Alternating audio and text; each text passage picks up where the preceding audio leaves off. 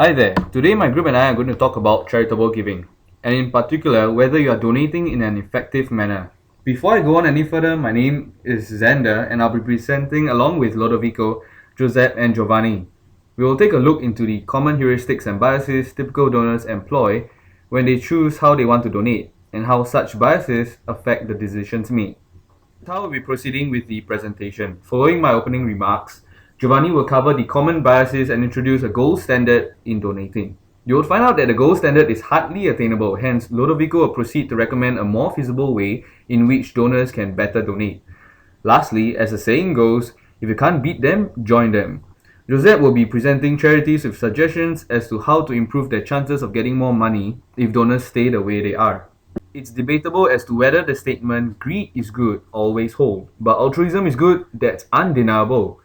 However, we recognize that efforts to boost altruism is already prevalent in our society, and seeing that it is a scarce and precious resource, we instead chose to look at improving the efficiency of donations, which we will think will provide greater marginal benefits. Though acknowledging the existence of other forms of altruism, such as the volunteering of time and labor to perform charitable deeds, we would like to point out that our focus here is mainly on cash donations, as it allows us to better bring our points across. Giovanni will now bring you through the common biases typical donors. Yes. As Xander said, the most important bias we will talk about today are the diversification bias, the prominence bias, the parochialism, and the identifiability one. The talk about is diversification. Diversification is a wise tactic if you're dealing with experienced goods or with investments, as it helps reducing the total risk faced. But when applied to charity donations, it results in an efficient allocation of resources. The reason for this being that if you have two charities, one that saves six lives with $450 and another one that for the same amount saves five, dividing your donation between these two means depriving the most efficient one of useful resources that could have been used relatively better. Donors have the tendency to diversify because they fail to understand the difference between allocation and maximization, or because of the warm feeling that derives from helping more than one organization, which is, after all, an individualistic motivation that directly contradicts one's explicit effort to help others. Prominence bias represents the tendency people have to pay attention to a single prominent attribute or the attribute that they view as the most important.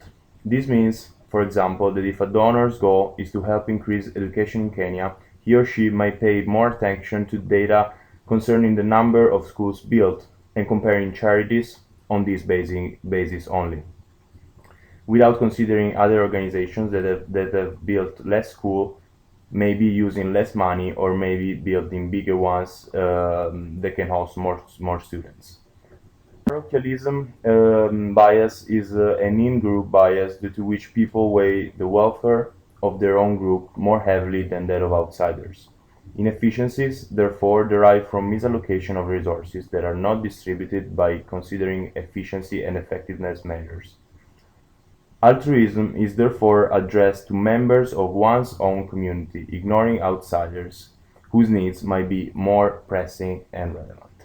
To conclude, because of the identifiability bias, altruism appears to be greater when single victims are identified, as donors feel a deeper connection due to empathic responses, forgetting those who are not part of a marketing campaign. Therefore, just like every other bias, it reduces efficiency as donations are addressed without considering specific measures but only emotions and feelings. These biases as sources of misallocation and inefficiency, having in mind the utilitarian approach as our gold standard and reference point. This means that the best way to evaluate the effectiveness of these practices is to look closely into measures of efficiency that analyze the amount of good done with a certain amount of money. For example, the number of lives saved per dollar donated, regardless of the field covered, location in which it operates, feelings or emotions involved.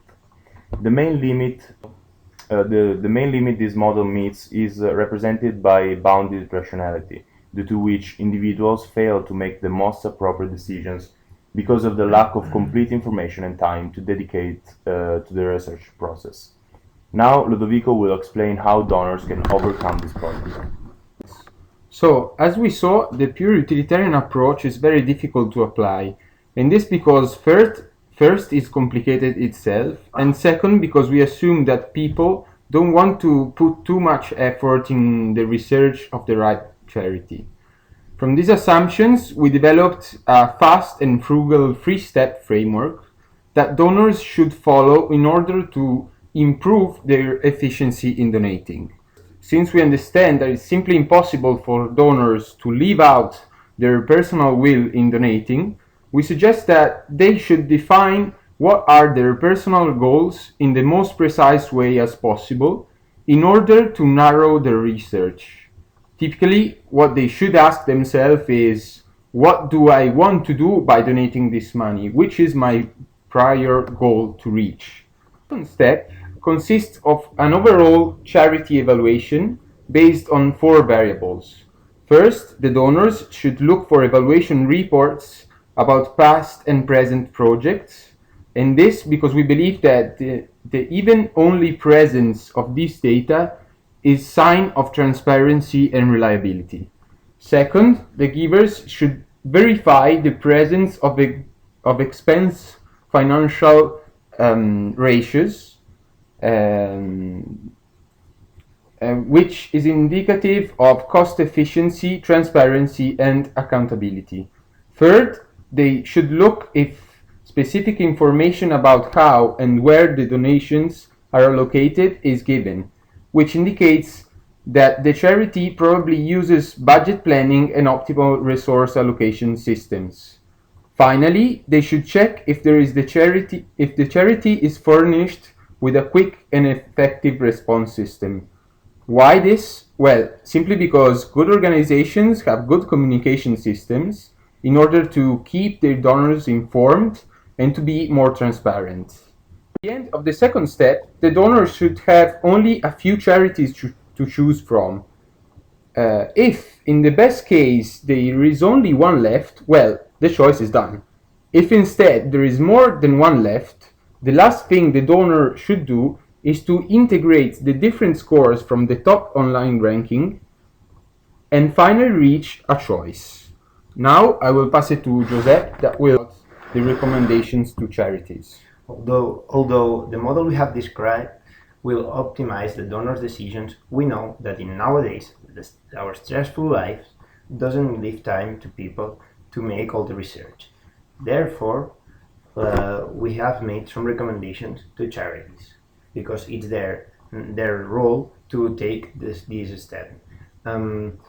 We read the article about the leadership framework for decision maker written by Snowden and Boone. And in this article, the first step that charities have to take is to find the environment in which they compete in order to attract money. And we believe that their environment is complicated, and their model, what they should do is sense, analyze, and respond. We'll take a further look on that. So, the complicated environment means that the charities know the environment in which they are in. However, there are some parts which is still unknown for them.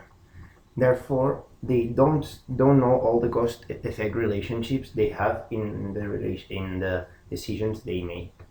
Therefore, it's not very easy to find them, and they have to use the following model in order to find the appropriate answers.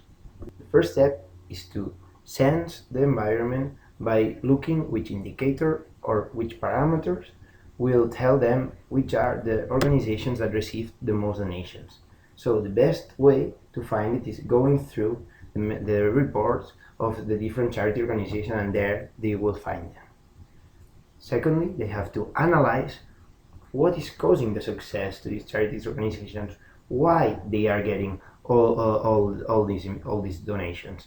And we believe, and we have found out, that this is due to the different bias that we have described already. Finally, they have to respond. And what is the best response under this situation? If people are if the donors make decisions due to the biases, then all the charities have to apply the biases onto their specific situations. And now, if this happens, there will be some consequences on the short term and on the long term.